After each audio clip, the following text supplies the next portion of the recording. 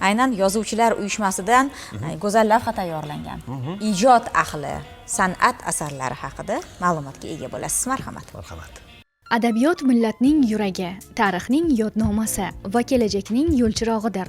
O'zbekiston Yozuvchilar uyushmasi tarixi muzeyi esa ana shu ma'naviy xazinaning tirik guvohi.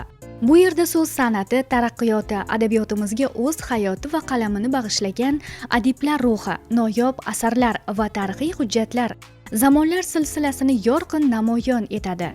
Muzey zaliga qadam qo'ygan har bir inson zamonlar sayohatiga chorlanadi.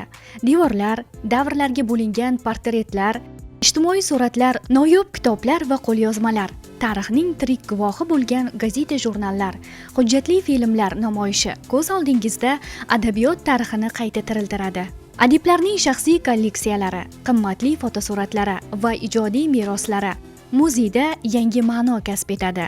Yozuvchilar uyushmasi safidan o'tgan yuzlab qalam sohiblarining hayot yo'li va ijodiy faoliyati haqidagi ma'lumotlar bugungi kun bilan bog'lanib, yangi avlodga ilhom baxsh etmoqda.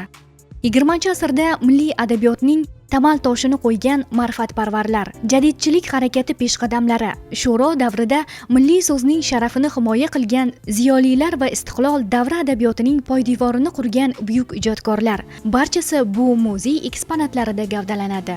1910-yillardan 1930-yillargacha jadidlar harakati, ya'ni bilamizki, jadidlar yangi adabiyot, ya'ni milliylikni ruhida tarbiyalangan bir bizni o'zbek adabiyotimizni olib chiqqan yangi jadid degani o'zi yangi istiqlolni xohlagan ular. Ya'ni mustaqillikni xohlab mana shu kurashgan jadidlarimiz, ular lekin qatag'onga uchragan. 1937-yili qamalgan, 1938-yillar Cho'lpon, Qodiriy, Abdurauf Fitrat, Mahmud Xo'ja Behbudiy mana shu qatag'onga uchraganlar. Yozuvchilar uyushmasi tashkil topgan. Birinchi rais Rahmat Majdiy bo'lgan.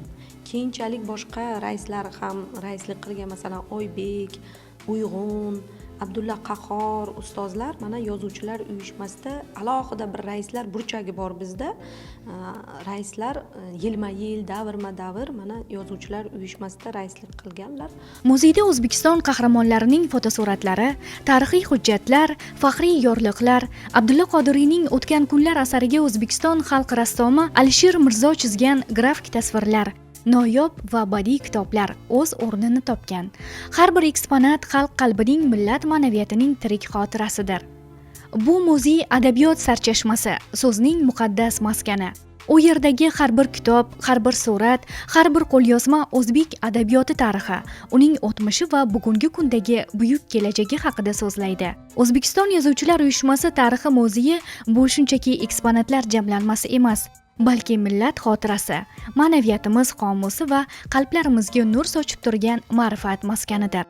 Bu yerdagi har bir kitob, har bir qo'lyozma, har bir surat o'zbek so'zining buyuk yo'lini, ijodkorlar jasorati va qalam ahlining yuksak orzularini ifoda etadi. Muzeyga qadam qo'ygan har bir inson nafaqat adabiyot o'tmishini, balki bugungi va ertangi avlodga bag'ishlangan ma'naviy merosni ham his qiladi.